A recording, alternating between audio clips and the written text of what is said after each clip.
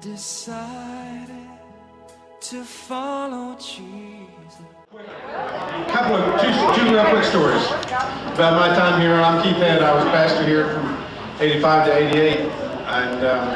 And while one of the things that I have told every church since I left here is about the gracious hospitality of this church and how open this church was to everyone and truly lived out the open hearts, open minds, and open doors. In fact, to the point of, I know you don't do it now, I hope you don't do it in the world we live in now, but in those days, whenever somebody joined the church, we told them the secret.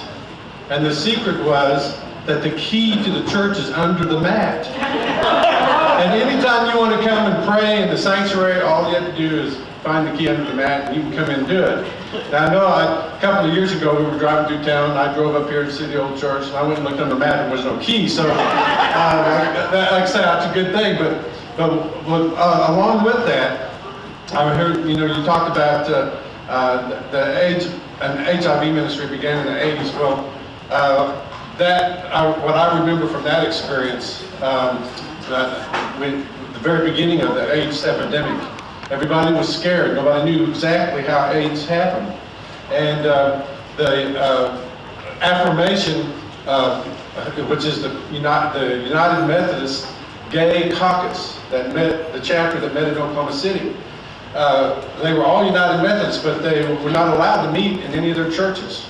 And so I got a call from somebody I knew who was a member of the affirmation, said, "Would we come and meet at Clegg? We just want to meet, have communion, have you give communion, and have a devotional, and we just be there on a Friday night, because the only other alternative we have are bars. That's the only place we can meet that's big enough to hold our group, because we don't have any houses big enough." I said, "Well, I probably need to check this out with the board." So I told the next board meeting we're going to talk about this. Well, that was the first time I saw everybody show up for a board meeting. And so we all discussed this, and we were concerned about health issues and, AIDS, maybe because we knew people with HIV were going to be in this group and were going to be here in this place. And so we were trying to decide what to do, and one of the gentlemen here, I think he's sitting here today, but he said, "Now wait a minute.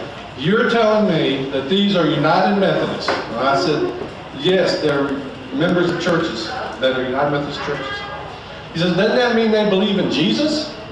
And I said, "Well, yeah, they couldn't be United Methodists if they didn't believe in Jesus."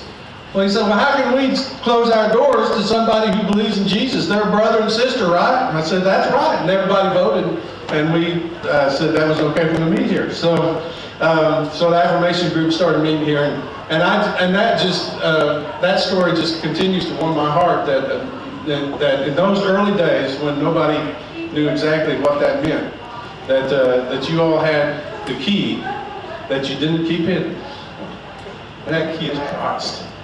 So I thank you for that.